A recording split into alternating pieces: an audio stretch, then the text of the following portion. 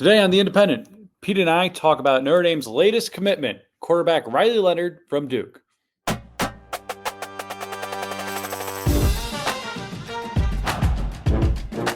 Welcome to the latest episode of The Independent. I'm Pete Sampson in South Bend, joined by my colleague Matt Fortuna in Chicago. I think we both have kids home sick from school today, so might be an abridged emergency podcast following Riley Leonard's commitment. But I think since we last spoke to you and sort of behind-the-scenes look at how we conduct this podcast, we attempted to record something on Friday because we did record. We were assured that that's when Riley Leonard's commitment was going to happen. Since then, Blake Fisher has opted out.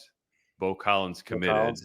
Sam Hartman opted out, and Notre Dame announced its starting quarterback via a dancing banana. So Mike Brown official as well for the boys. Yes, and Dre Brown, and Mike Brown official as the receivers coach as well. So it's been a newsy postseason here, and we're not even to the bowl game, which is an entirely different issue. But for today, at least, let's talk quarterbacks.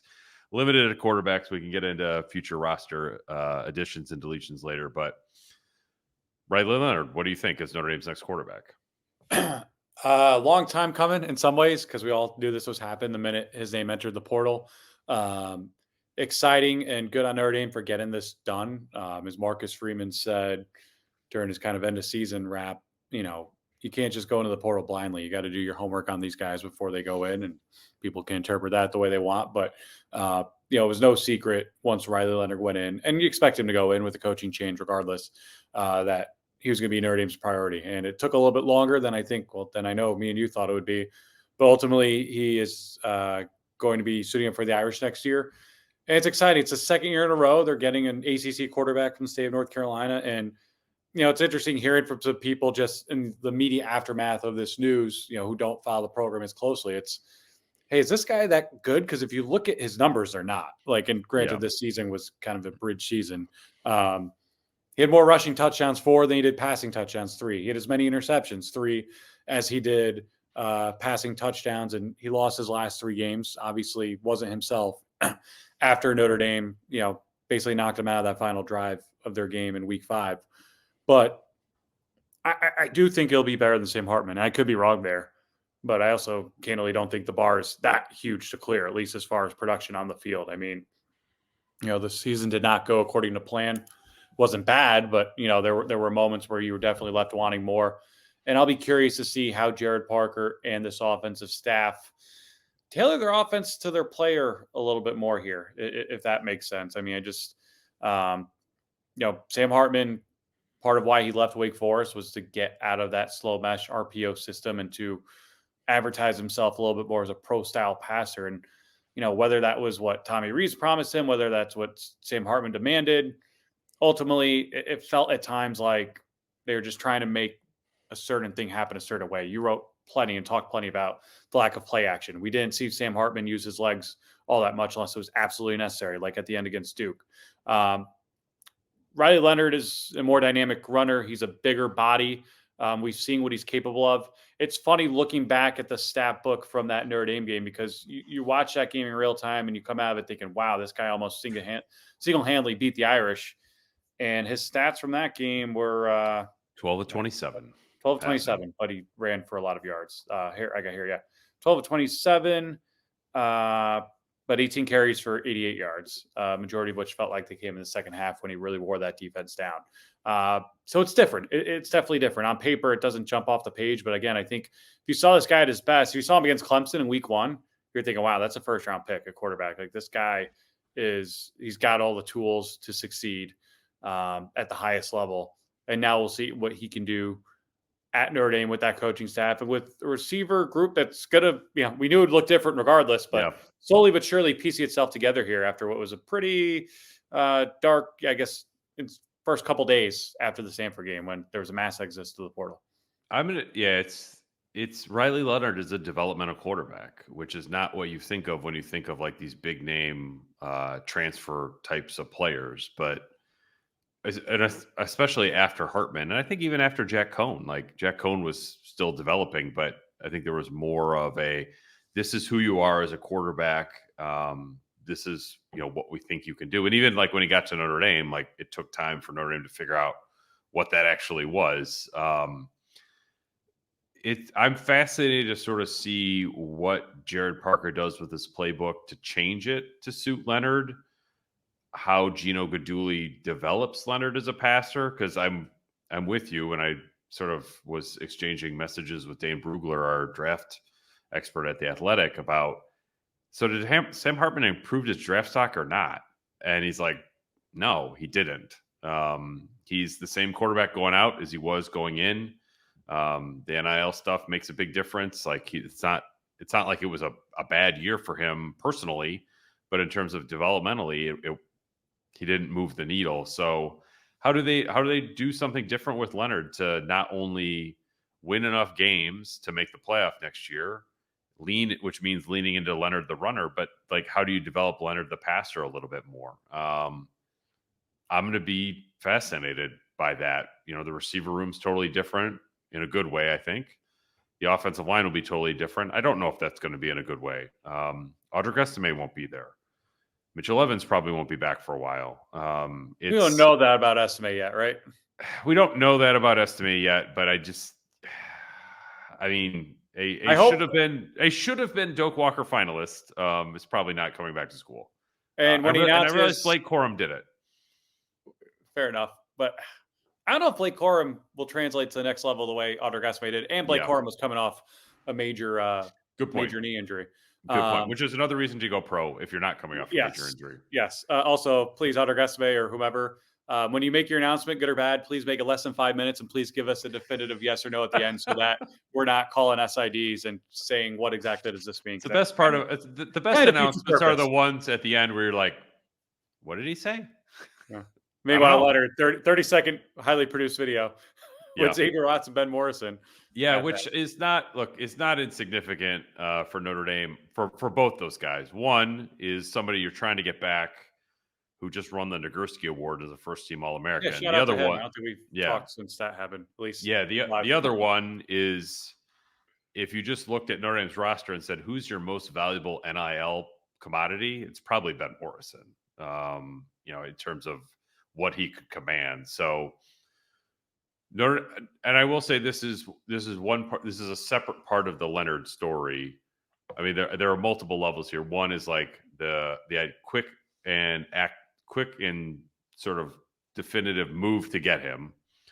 One is the evaluation and development of him as a quarterback.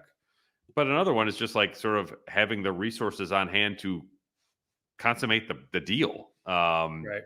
And I think Notre Dame has been very aggressive and smart with the NIL part of the transfer portal lately. These are not stories where someone's coming to Notre Dame, and I know Leonard said like a dream come true. Well, that you have to fund those dreams, and Notre Dame is, I think, doing a nice job of that right now. So I think that's something worth recognizing in the rapid roster turnover that Notre Dame is having right now, is that they're very organized on the back end to make sure they can get these deals done. Nice pun there. I don't know whether you're attended to it or not, but dream come true. We'll go with that. I mean, look, they got it done. They got it done quickly. I mean, it was a different situation last year because Sam Hartman had a bowl game in late December with the Wake, and no one was really sure what he was going to do for a while. But this one definitely went a lot smoother, at least on the surface, and was done quickly. And we've so recently as last year, I think, been at times critical of this operation's kind of aptitude for playing ball the way you need to play it in the year 2023. I do not have, subconsciously or not, I don't find myself with those same concerns at all anymore. I don't know if it's because of Sam Hartman's experiment alone or just how aggressive and open they've been about the changing nature of college football right now. But it just seems like everyone seems to be on the same page from a university and athletic standpoint, much more as far as like, all right, season's over. We're going to lose these guys. What it takes with these guys. Let's do it. And good on them for going out and getting that. You tweeted this, and I think it's worth repeating. The opener next year against A&M. Oh, God. Former Notre Dame DC against a former Notre Dame DC. That'd be Freeman Elko. Notre Dame quarterback versus former head coach Riley Leonard and Elko. Notre Dame OC versus a former top Notre Dame OC coordinator candidate that would be Jared Parker against Colin Klein. They also made a run before they got Klein. They made a run at Mike Denbrock, which also would have added some spice to it. Shout out to the old staff, Heisman Trophy coaching, coaching guys. Or what do you got for that at LSU? I mean, I would take exception to Brian Kelly telling Holly Rowe they're celebrating Louisiana as much as they would if they won a national title right now. I do not believe that to be the case, but good on Jada Daniels and good on Mike Denbrock and Brian Kelly. And if Notre Dame wins, it gets an inside CFP track. You forgot one more angle to this, the Chad Klunder Bowl. Right. Yes. For Mr. Ops, Chad Klunder. It's definitely worth noting. But and I think that's sort of where the Leonard story has a different level of intrigue to me, because it's like you have to make the playoff next year. Like it is one of those seasons where like either you made it and your season was a success, or you didn't and it's not. So how do you get there while serving the quarterback that you just invested in, who doesn't want to go pro, and his strength is he can really pick up 3rd and 8 or 8 yards on 3rd and 7. Like nobody puts that in their draft reel. He wants to develop as a passer. So how do you develop him as a passer while also leaning into the strengths that are probably more likely than not going to get you to 10-2 against the scheduled Notre Dame plays? I don't know how you do that. All while your offensive coordinator, I think would be fair to say, is under a decent amount of pressure next year after the way this season went and how the head coach talked about it in the offseason, where he's just like, look, we got to be a hell of a lot better against the good teams that we play, because ultimately that's kind of where Notre Dame wants to go. They're trying to be a team that not just makes the playoff first step, but wins in the playoff second step. That's the kind of stuff that, Brian Kelly did not get all that close to. And if you look at Sam Hartman against the 4 top 40 defenses he played last year, he went 67 of 123 for 797 yards, 3 touchdowns, and 5 picks. That passer rating would not be in the top 100 nationally this year. So that's, how do you develop somebody Leonard so quickly? And like, I would say another thing is like, how many offenses do you watch in college football where they essentially are going to lose 9 starters and they come back and they're going to hit the ground running? Like usually that takes a year. Like Joe Burrow wasn't Joe Burrow his first year at LSU. Right. It takes time with this stuff, and Notre Dame will have I think a very acute lack of time to sort of develop as they go next season offensively, because maybe they will. They could win, or even if they lost the A&M game, the schedule is such that maybe you can kind of like muddle your way through and rely on the defense for a while and get to the end, and maybe Riley Leonard turns it on in November. But it'll be interesting to sort of see Notre Dame build the offensive plane while they're flying it, because they're just not going to have enough time between now and Labor Day weekend to like be a completely efficient operation by then. Now, conversely, I mean, do you think, I get there was a school of thought this past offseason, 22, 23, where, the OC search goes the way it does. And there's a sense of, well, look, they've got so much coming back. They've got Hartman, like, right. This year, like this offense can run itself, right? They're going to, and look, statistically, they did jump off the page. Yeah. I just wonder, rebuilding pretty much that entire offense next year, does that alleviate some pressure from Jared Parker and Marcus Freeman? And look, we're talking about Texas A&M. They're going to have more new faces, right? They're going to have an entire new coaching staff. It's a program that, again, outside of 2020, when they finished right behind Notre Dame for that last playoff spot, really hasn't done anything in our lifetimes. No. Not to underestimate the stage, but not knowing what both rosters and the entirety of both coaching staffs will look like at this state, I still look right now and think like, it's a game you got to win if you're Notre Dame, even if you don't. Yeah, I mean, there's a lot to that. I think it's like it's not going to be Lincoln Riley's USC year one, where like you got the Heisman winner and you got all these transfers who are all awesome. Maybe I have a blind spot for not that I really knew Elko all that well here. I just think he's a phenomenal coach, and has a track record in a way that a lot of coaches don't, of like, all right, how do I win right away, but like also do some stuff that's sustainable at the same time. But like doing it at Duke, and hooray, you beat Wake Forest at the end of the year. I'm saying his first year there. Like the game against Clemson was phenomenal this year. It was also like very Notre Dame South Florida 2011, which we talked about before. It was like a freaky weird game. But like they were a tough out against Notre Dame. They were tough out against Florida State when Leonard was on one leg until he sort of tapped out, understandably so. I just think Elko does a really good job, and he'll win. He'll win there because that place recruits itself, and he's a really good football coach. And you add those two ingredients together, I don't think he's going to get distracted by the noise and the boosters and the fans. Like they'll win there. To expect A&M to be playoff ready in his first game there, I think is no, they're not. It's just like, I mean, look, we watched Notre Dame on the road this year, right? It was a mixed bag regardless of who they were playing. Even the start of the Stanford game was weird. So it's like if you go down there and you muddle around for the first quarter, you're down, I don't know, 10-3, that place will be going nuts. That may be a tough one to sort of, even if A&M is like Texas 2016 good, I'm just saying like opening weekend, it just weird stuff can happen on opening weekend. But that was very bad Notre Dame team. That we think translates and it doesn't. So it's tough. Notre Dame did. Their defense did. Yeah, their defense unfortunately did translate. It just Riley Leonard leading the offense is incredibly interesting to me. I hope that Notre Dame fans are ready for some practice reports in spring and training camp where we're just like, oh, okay, this still has a long way to go. And I would caution people, like, look, even if you look back at Sam Hartman last year, spring practice he was in a competition with rough. Spring ball was rough until the spring game when essentially I think they were able to play like 3 defenses. And even training camp, you're just like, all right, is this going to happen? Well, I mean, it turns out Notre Dame's defense was freaking phenomenal.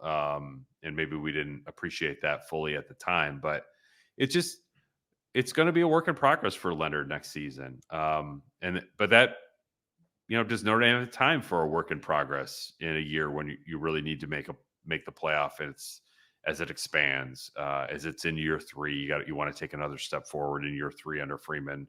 That's why this move is fascinating to me. It's sort of a win now move, and yet at the same time, you're assuring yourself that you're going to return 2 of 11 starters on offense. If you want to count Ashton Craig and Billy Schroth as starters because they came on at the end of the year, that's fine. But new quarterback, 2, if not 3 new receivers.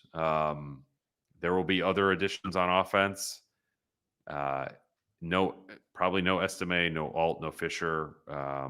It's the receiver room totally turning over. It's going to be an interesting dynamic to see how Jared Parker can put all those pieces back together when, I think, unlike last year, we're all going to be looking for the reasons that they don't fit together. Whereas I think in year 1, he kind of got the benefit of the doubt. We're like, okay, they killed Navy and Tennessee State and Central Michigan and like had a very good second half against NC State. And then Ohio State and Duke come around. You're like, okay, Ohio State, like game plan made sense. Didn't, maybe wasn't executed in some big spots. Duke, they just kind of pulled it out of the fire at the end. I just think the benefit of the doubt, I think, was sort of lost for Parker this season. So I'll be interested to sort of see if he can get that back with Leonard, or you just sort of have to like harden yourself against all the outside noise. And there's going to be plenty of them, which gets me back to one of the funniest things about Leonard. He may not have a bone rib, necklace, but the story with his mom calling him or texting him that he sucks every week. go look at Notre Dame message boards. Those can be some dark places. He may be able to check those out if he throws a pick at Texas A&M and Notre Dame doesn't come out on top. How can you not like that story? It's so good. It's relatable so good. To me, at least. I like it. Let's psychoanalyze Matt Fortuna's childhood here on the Independent. Let's not.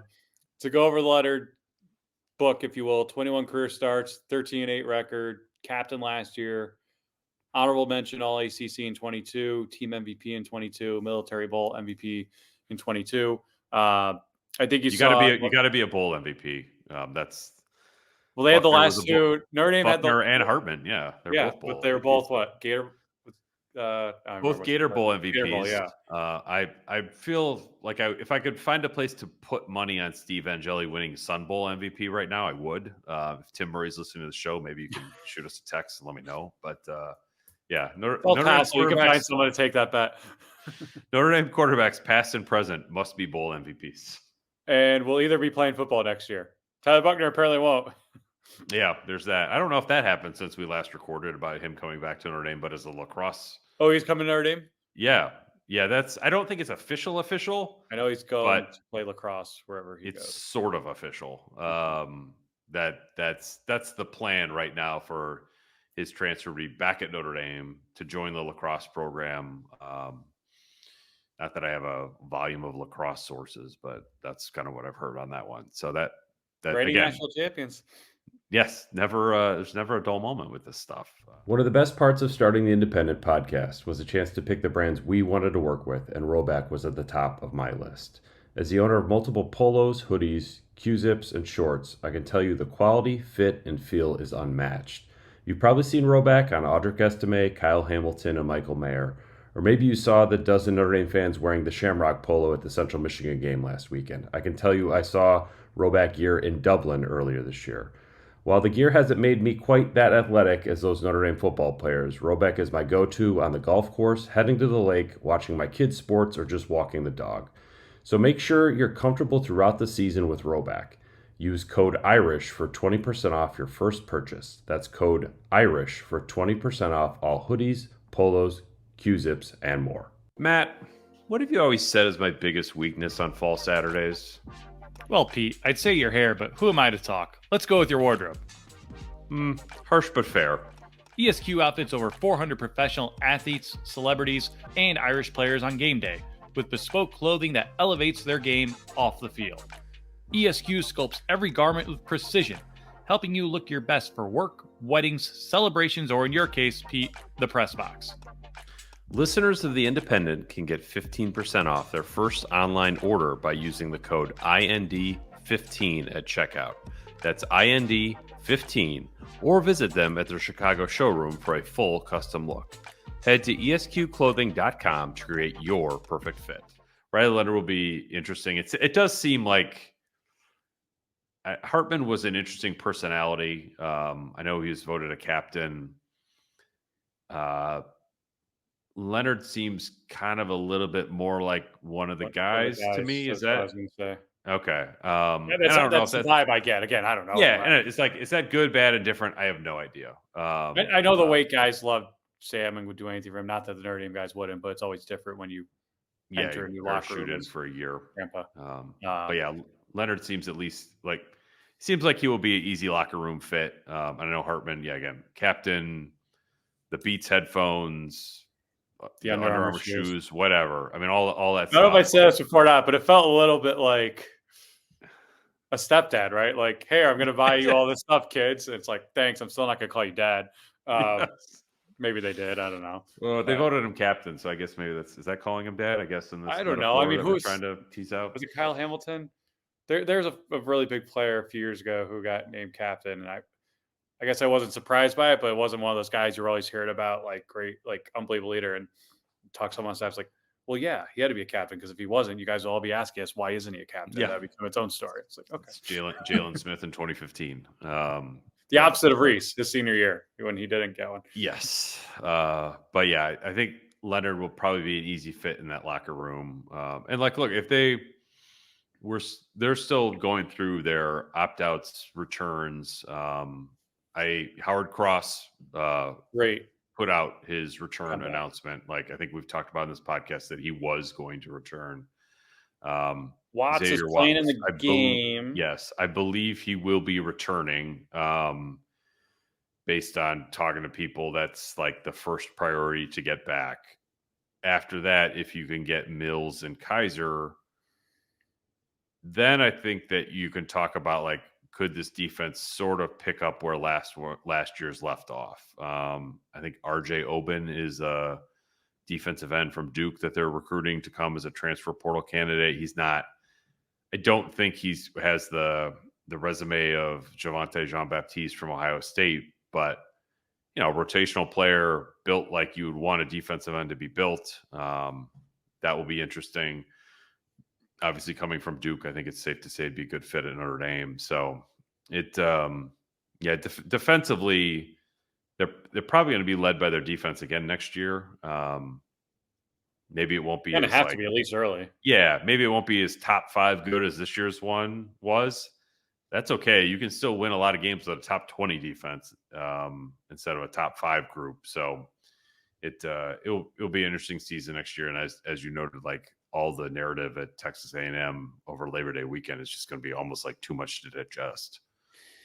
Added Jordan Clark too, safety from Arizona right. State, in the portal. I think 14 guys are out, only 3 are in, but that will grow too. Anywhere between 8 and 10, I would imagine. I think that on a previous podcast, the initial outlook for Notre Dame was they wanted to take 7.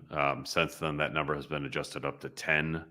I think you'll get an offensive tackle, a defensive lineman, at least 1, maybe another receiver, a kicker. Jeter from South Carolina is probably the guy there. I think he missed 2 field goals down in Columbia. So his experience sort of like a Spencer Schrader type. And then who knows? I don't know where they'll go for their best availables. You gotta pay attention to what Riley Mills does, what Jack Kaiser does. You would much rather have them return than have to go find a portal take to boost those positions. But this is the new postseason for Notre Dame football and everybody else. Everyone else, yeah, it's not. Yeah, you're just managing your own roster 24 hours a day. As soon as the season ends, and I'm sure there will be guys.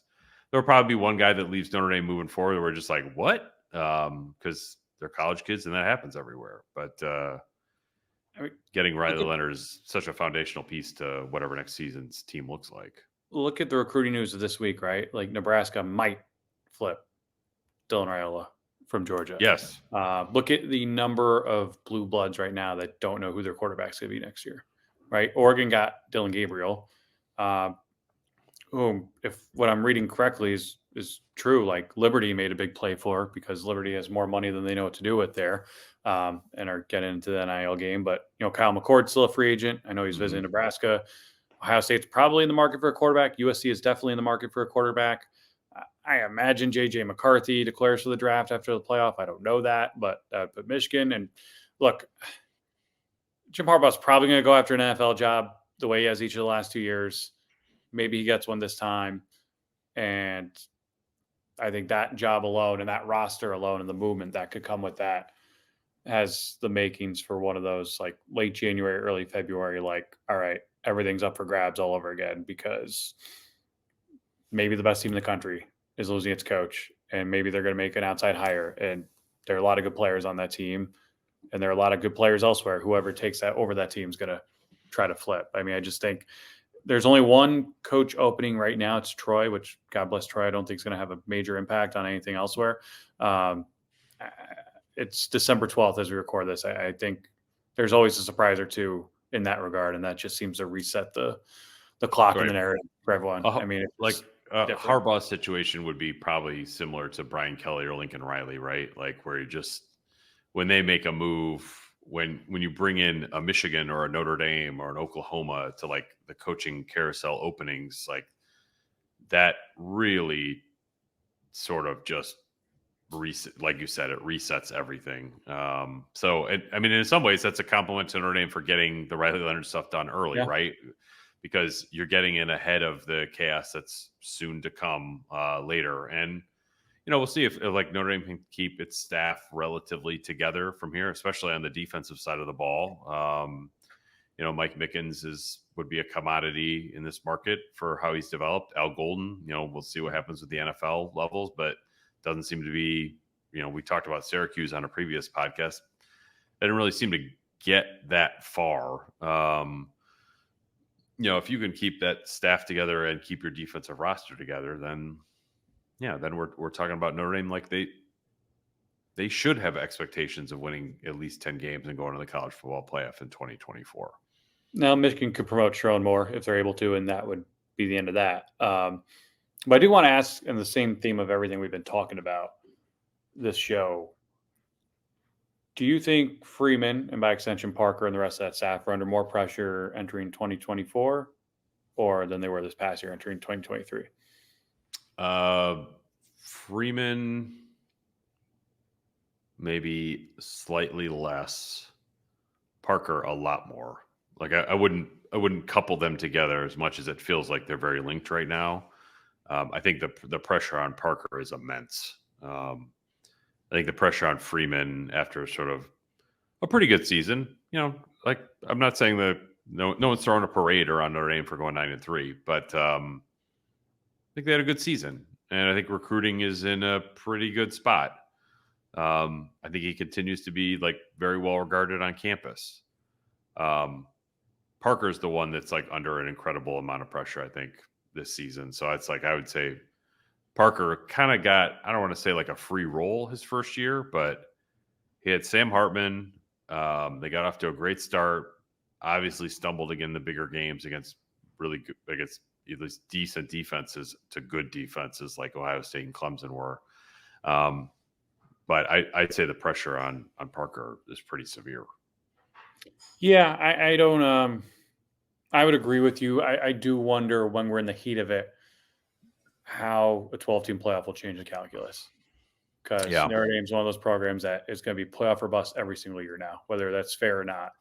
And if they lose in week one or if they lose a game early and they're essentially playing their way back in or whatever the case, if it's a season like this one where it looks like they're still alive for it until they, lay an egg the against third loss. Clemson, The third loss will be the killer. That's where I wonder, will we look at this program and all programs in similar stature differently? Well, I mean, because like who's in that group? Notre Dame, Penn State. Like Penn State, USC. for example, like James Franklin, and this is him spinning it, but like at the end of the regular season this year, he was like, look, I know this wasn't a season we wanted, but last year, this year, we're in the playoff. Which is true. Notre Dame isn't. And that that will be a big difference next year. It's not right now. This season would have been much tougher on Freeman if the playoff had already expanded. That's how I would view that. Absolutely. I think you come through 9-3, and look, they wouldn't have made it at 11-1. I don't think, right? 12-0 would have been a question this year. This year, they might not have made it at 12-0 if Florida State at 13-0. So, but moving forward, I'm not saying Notre Dame needs to make it every year in the 12-team playoff. I don't think that they're at that level, but 2 out of 3 years seems reasonable. Yeah, I think it's going to be a little bit like the NCAA men's basketball tournament. Like you've got your Alabamas and Kansases, which are in it every single year, regardless. And you've got your teams like Syracuse or whatnot that should be in it most years or that are in it most years. Again, we'll evaluate this differently in real time, right? I think the people who developed a 14 playoff got very lucky that this was the only year where it really came back to bite them. The math didn't work, but it never should have worked because you've got 4 spots for 5 major conferences. And now with automatic bids, that'll be different. And Notre Dame will be right there with the other 7. And in most years, I imagine will be right there in that mix, at least among the top 12 to qualify for an at-large bid. And, if they're the higher ranked team, get a home game, which I can only imagine, whether it's any Midwest outdoor place, whether it's, Notre Dame Stadium, Michigan Stadium, Beaver Stadium, those are going to be really, really cool to see on-campus playoff games. Can you imagine this podcast being a preview of Notre Dame's home playoff game in 3 days? Against Liberty? Yeah, against Liberty. Yeah, it's kind of hard to get your head around that one, but we're close. I mean, imagine a Notre Dame's home game against Oregon or I don't know, Texas. Like that could happen too. Like how much fun that would be in mid-December. I mean, there's a story there that I want to write for The Athletic that I haven't got around to, but just like all the moving parts that need to be moved in the right way at the right time for next year to actually happen on the off chance that it does. It could. It'd be wild. Yeah. No, it could. I mean, I think that it should happen, but it just, I'm just saying, like, maybe Notre Dame finishes ninth instead of 8th. Ninth, and they're on the road. Like, imagine going on the road for a Notre Dame game this week. It'd be a lot more fun than trying to book reasonable flight to El Paso. But yeah, it just is. Everyone might be playing in this one too. It's just like, this sport is so messed up. I love it. I love it to death. But it is just a hot mess. And like, at this time next year, we think we know how it's going to feel and look. But I think the 14 playoffs sort of taught us we really don't. Like, you got to go through these things and experience them in real time before you understand how they feel and like the unintended consequences of all this, I think, will be immense. I mean, there's also early signing day, which is a week out. Next week, yeah. I mean, it's the calendar's already crazy and unfair, and it's just going to get that much crazier. Someone pointed out to me, someone at the G5 level, sent me a schedule. I want to say through 2027, Liberty doesn't play a Power 5 team, non-conference. They just made the New Year's Six without playing a Power 5 team this year over SMU. And if that's a precedent that's going to be set, and I'm not saying these things are precedents, they've got more money than they know what to do with there relative to everyone else in Conference USA. Like, get ready for 12 seed Liberty every single year in the 12 seed playoff. Good times. Good times. Well, on that note, speaking of that time of year, it's daycare / elementary school cold and flu season, and that has hit the Fortuna and Sampson household. So we'll wrap up this episode of The Independent right there. Matt and I will be back next week to talk about who knows what new roster developments will have happened at Notre Dame since we finished this recording. It's been a very tumultuous postseason for Notre Dame already. Notre Dame is going to look a hell of a lot different next year than they did this year. They're going to look a hell of a lot different in the Sun Bowl than they did this year, based on how Mike Brown. Mike Brown. The room is yours. All two of them. They're coaching receivers. So a lot to cover, a lot to talk about. We'll get a guest back on here hopefully next week as well. So until then, thanks for being with us on The Independent. You can, again, as always, you can find the podcast on Apple, Spotify. You can watch our beautiful faces on YouTube if you'd like. Thanks for being with us on our podcast. It's been a great first year here. But until next week, he's Matt. I'm Pete. You've been listening to The Independent.